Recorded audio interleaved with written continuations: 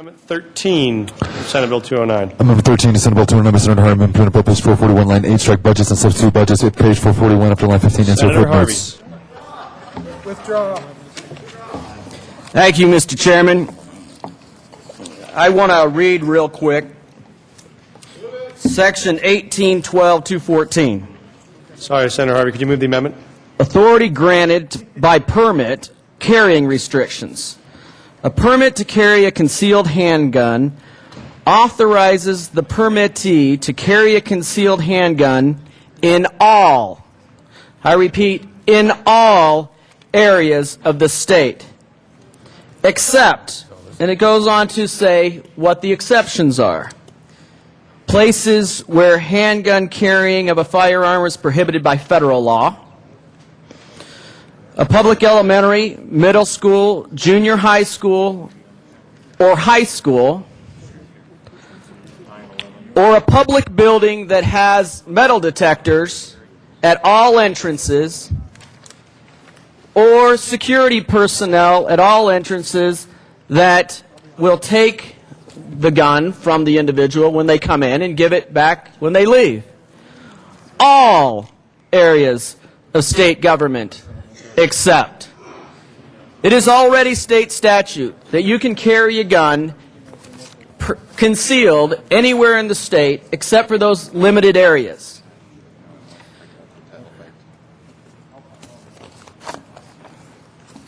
Senator Stedman mentioned in the last debate that he didn't agree with the amendment because we were substantially trying to legislate through the long bill.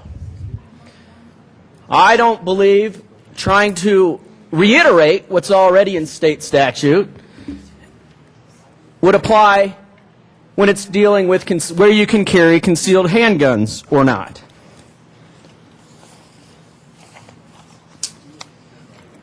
Let me read you a real quick story that was actually on Fox News today. Amanda Collins, 25, is a wife and new mom, and a concealed weapon permit holder for years. At her father's law office in Reno, she showed Fox News a 9mm Glock she carries for her safety. It's got a pretty standard magazine, she says, and a night sight so you can see in the dark when you're aiming. However, Collins couldn't aim her gun at the serial rapist who attacked her at the University of Nevada at Reno, where she was a student. That's because, like most public colleges outside of Utah and CSU and the community colleges in Colorado, University of Nevada at Reno is a gun-free zone, like a couple of other colleges in Colorado. The rule required her to leave her gun at home, leaving her defenseless the one time she needed the protection the most.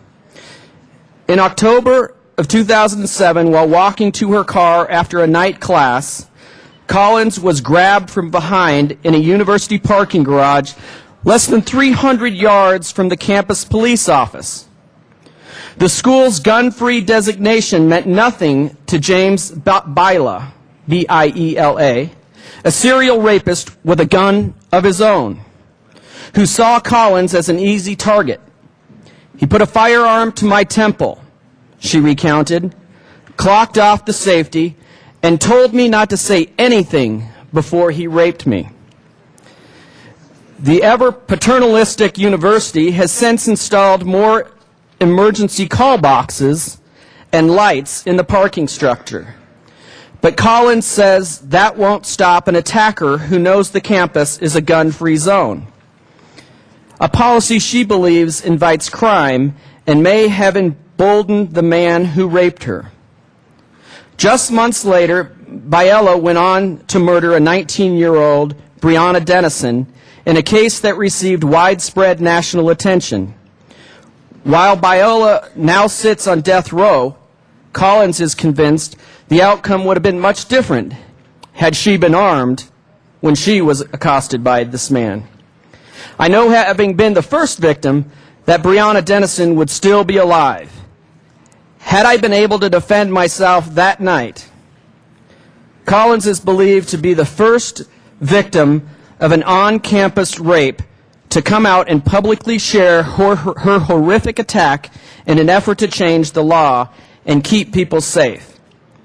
Last month, she testified before Nevada lawmakers in support of a bill that would allow concealed carry weapons at the state's universities. It would abolish the requirement that permit holders get permission from the university president, and that request is routinely denied. Ironically, Amanda was finally allowed to carry her weapon after her attack.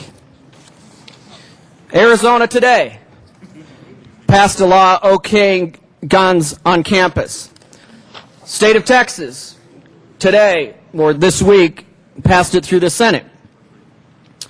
We need to make sure that our citizens, students at our universities have the inalienable right of self-protection. So with that, I say that we codify in the long bill that we will allow women to go on campus and defend themselves. Therefore, I move Amendment 13 to Senate Bill 209 and ask for an aye vote.